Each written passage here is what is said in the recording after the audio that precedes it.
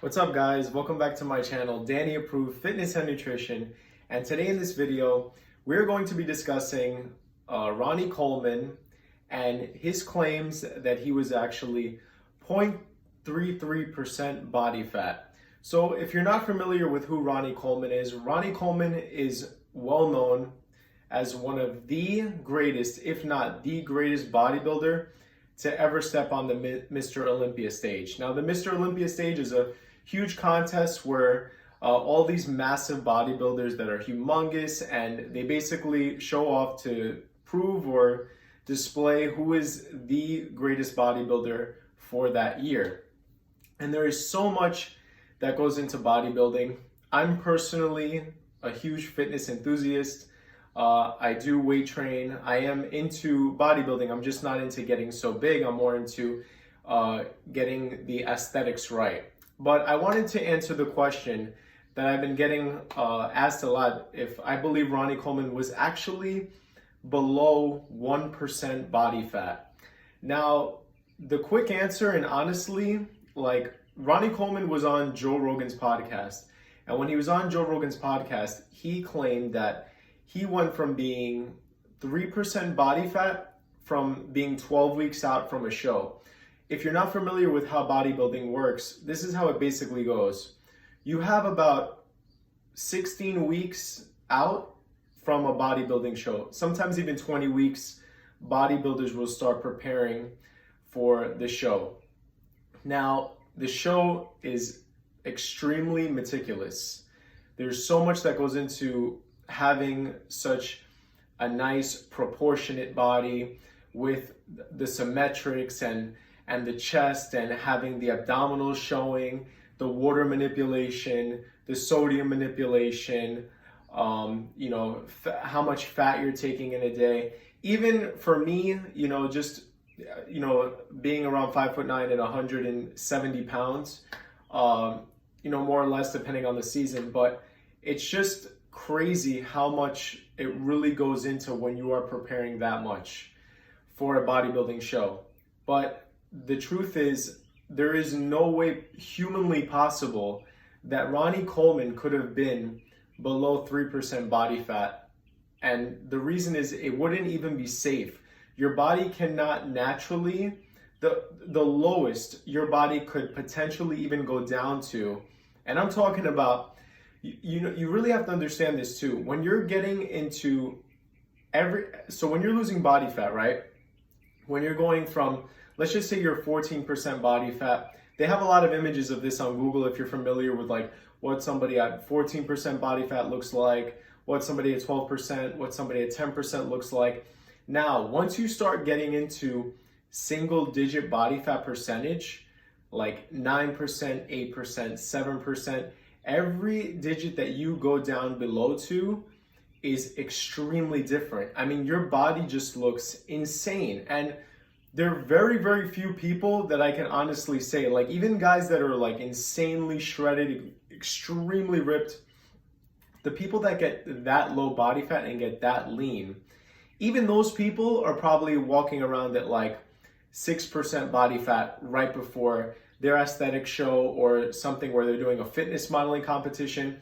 A lot of fitness models that do, physique, or they do for a cover shoot. Even those guys get down to in my opinion, around 5% body fat, the lowest. And that's a very, very low body fat. That's extremely low. And the amount of preparation that goes into that one day to look because it's really an illusion. Because what's happening is, you're eating a standard amount for a while. You're eating let's just say, 2,700 calories. And then you start, manipulating your calories to start dropping some body fat. If you keep eating low calorie for a very long time, then your body's gonna, stop giving off body fat because your metabolism is not going to be pleased and satisfying. It is extremely scientific. Now, Ronnie Coleman, naturally, of course, he had the proportions to be an amazing bodybuilder.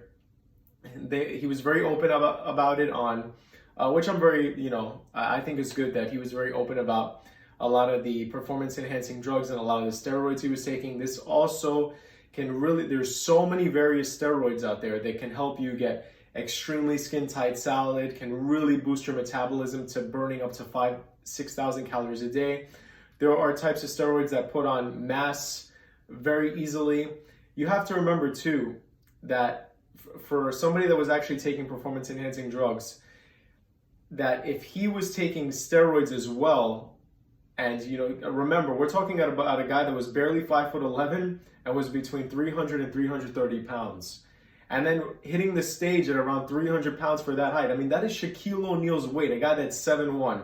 Now we're talking about a guy that's foot smaller and is insanely low body fat. 100% he was single digits. For like some of the best shows he ever had, it seems that he was around 4% body fat, maybe 5% body fat. I could possibly believe that he was 3% body fat. It's just that when you look at the abdominal area, he was tight for having that much mass. It's just that again, the striations. Somebody that probably got remotely below 3% body fat was probably a guy like Sylvester Stallone. If you see Sylvester Stallone in movies like Rocky 3 or Rambo Part 2, that was somebody that really got, but you have to remember, he was a lot leaner for those roles. He was actually, and Sylvester Stallone also took performance enhancing drugs, but he also was extremely lean for those movies.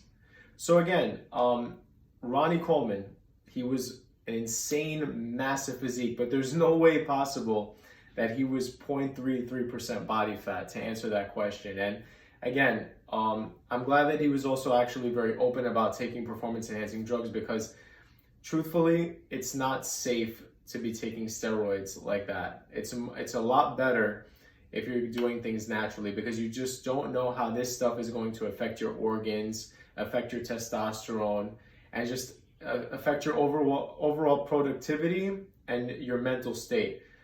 Taking things and injecting yourself with performance enhancing drugs can be very, very unsafe. So I'm glad he was open about that. But to answer the question, guys, I don't believe Ronnie Coleman was at 0.33% body fat, definitely, and the 3 to 4% range.